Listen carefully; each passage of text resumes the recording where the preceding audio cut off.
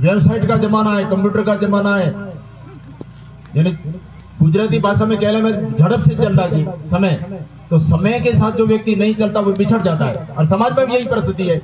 समाज में भी व्यक्ति तालमेल से नहीं चलता तो बिछड़ जाता है और पीछे यानी चला जाता है, उसकी गिनती नहीं होती है।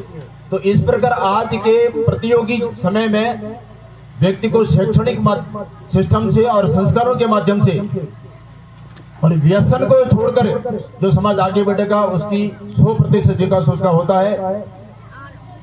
और साथ साथ में ईश्वर से प्रार्थना करते हैं कि अपने जो भावी पीढ़ी है, जो वृद्ध लोग हैं, वो कोई चिलम पीता होगा, बीड़ी पीता होगा, तो दूसरा कोई व्यसन होगा। जो रिटायर कक्षा के लोग हैं, 60-70 वर्ष की उम्र के लोग हैं, उनको छोड़ने की जरूरत नहीं है, वो तो चलो जैसा भी होगा चलेगा। लेकिन जो युवा पीढ़ी है, युवा धन हमारा है, वो व्यसन से मुक्त रहेगा तो वो अपने परिवार के विकास का कारण बनेगा, समाज के विकास का कारण बनेगा, राज्य के विकास का कारण बनेगा, राष्ट्र के विकास का कारण बनेगा। तो ईश्वर से प्रार्थना करते हैं कि अपने भावी पीढ़ी में संस्कारों का सिंचन हो और अच्छा शिक्षण और व्यसन मुक्त समाज बने। पहली बात तो ये है सज्जनों। दूसरी बात है जो हमारे बारंबार संतों के मुख से कही जाती है, एक व्यक्ति जीवन में भौतिक विकास खूब करता है, करोड़ों रुपए कमा लेता है, अजबों रुपये कमा लेता है, कितना 100 करोड़ की पार्टियां होती है, फिर भी वो भी लोग दुखी हैं। इसलिए संतों ने कहा है भूप दुखी अवधूत दुखी, दुखी रंग फकीर कहे कबीर सब कोई दुखी, सुखी संत मन जीत। पैसा ही संपूर्ण सुख का कारण है, ये गलत बात है, ये गलत फहमी है। मात्र पैसा से सुख होगा, ये गलत बात है। पैसा सुख का माध्यम है, लेकिन संपूर्ण सुख संपत्ति से मिलता है, ये गलत बात है। तो अपने भारतीय ऋषि मुनियों ने, आर्ष मुनियों ने 2 प्रकार की पद्धतियां बताई है। प्रथम तो व्यक्ति को भौतिक विकास करना चाहिए, दूसरा आध्यात्मिक विकास भी करना चाहिए।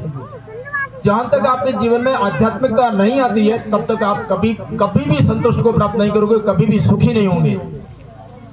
इसलिए सुख की प्राप्ति करनी है तो व्यक्ति को आध्यात्मिक जीवन के अंदर भी प्रवेश करना पड़ता है और आध्यात्मिक नियम भी लागू करने पड़ते हैं। और जो अपने धर्म शास्त्र कह रहे हैं उसी प्रकार अपना जीवन को चरितार्थ करना पड़ता है।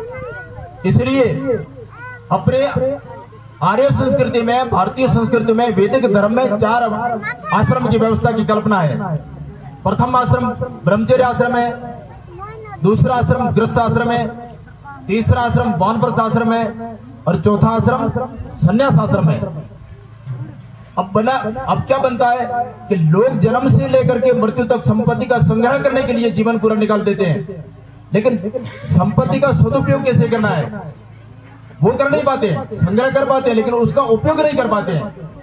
तो सज्जनों, संपत्ति कमाने के साथ साथ परमात्मा का भजन हो और आपके जीवन में धर्म का प्रवेश हो।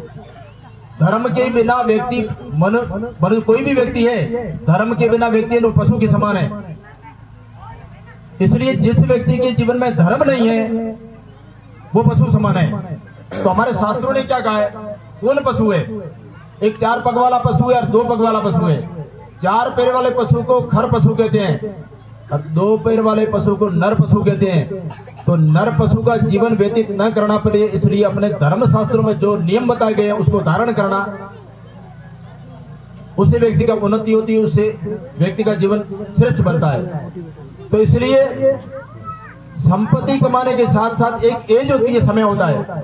60 वर्ष की उम्र हो गई है, बच्चों ने अपना घर संभाल लिया है, अपने जो लड़के पुत्र पुत्रियां अपनी तरह सेट है, वो अपना बिजनेस धंधा संभाल रहे हैं, नौकरी धंधा कर रहे हैं, जो भी कुछ करना कर रहे हैं, लेकिन उसके बावजूद अपना जो अधिकार नहीं छोड़ते, इसलिए व्यक्ति दुखी होता है।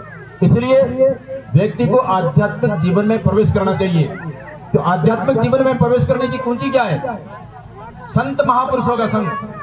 संतों का संग करोगे तो संतों से सत्संग मिलेगा और सत्संग से तुम्हें जीवन बनेगा तुम्हारा कि इस प्रकार जीवन जीना है।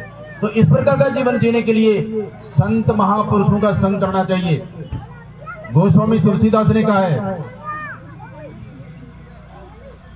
तुलसीदास जी ने कहा है, संत सगा के गुरु सगा और सगा है राम, तुलसी इस जीव को 3 ठोर विश्राम। इस जीव को शाश्वत रीति से कहीं विश्रामी मिलती है, कहीं आनंद मिलता है, कहीं सुख मिलता है तो संत महापुरुषों के संग से मिलता है। अपना सदगुरु महाराज उनके चरण में जाने से अपने को शांति मिलती है, विश्रांति मिलती है। परमात्मा का भजन करने से परमात्मा यानी अपने को शांति मिलती है। तो इसलिए शाश्वत सुख की प्राप्ति करने के लिए आध्यात्मिक जीवन बड़ा अनिवार्य है। तो संतों